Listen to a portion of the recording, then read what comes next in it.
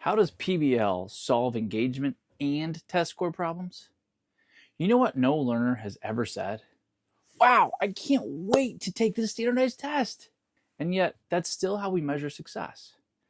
But what if we flip the question from how do we get learners to care about the test to how do we get them to care about learning? That's where PBL comes in. Now let's be real. Our learners aren't disengaged because they're lazy. They're disengaged because the work feels meaningless. Packets, quizzes, lectures, they've learned how to play school, not how to connect to it. But when you hand them a real problem, something that impacts their community, their family, their future, suddenly you don't have to make them care because they already do. Now you might be thinking, okay, but what about the test scores? Well, here's the truth. Engagement isn't the opposite of academic success. It's the pathway to it. When learners are invested, they go deeper. They ask better questions. They retain more.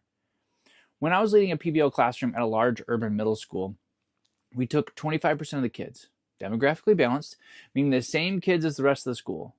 But with PBL, we had attendance go up 1.5%, discipline go down. We only had 8% of the discipline with 25% of the kids, and test scores went up.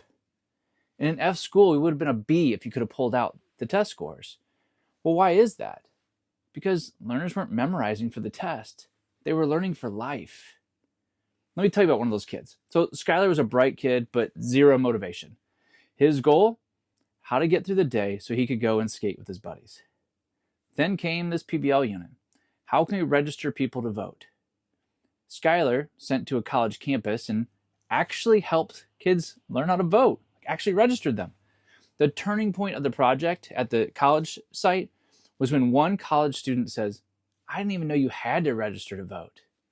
It was like, whoa, wait a minute, like we're solving a real problem. Like you wouldn't have been able to vote unless we were here to help you register.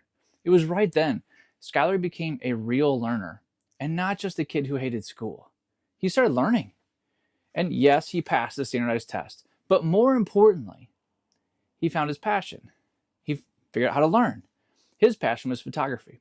So at the bus stop, he was taking pictures of sunrises and posting them on the Instagram.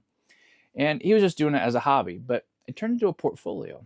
And eventually that Instagram portfolio got picked up by Time magazine.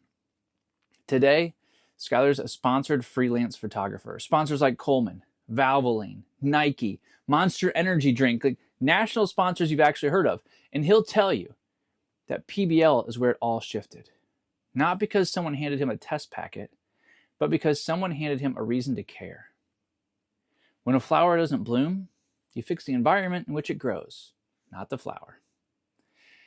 That's what PBL does. It changes the environment so learners can grow. PBL is effective because it mirrors how real learning happens. Learners don't just sit and get, they explore, apply, reflect, and grow. They ask questions, they make mistakes, they learn from those mistakes. And here's the kicker. We're still engaging standards the whole time. The rigor is still there, but the learning, it sticks. Because when you solve a real problem, you remember the process.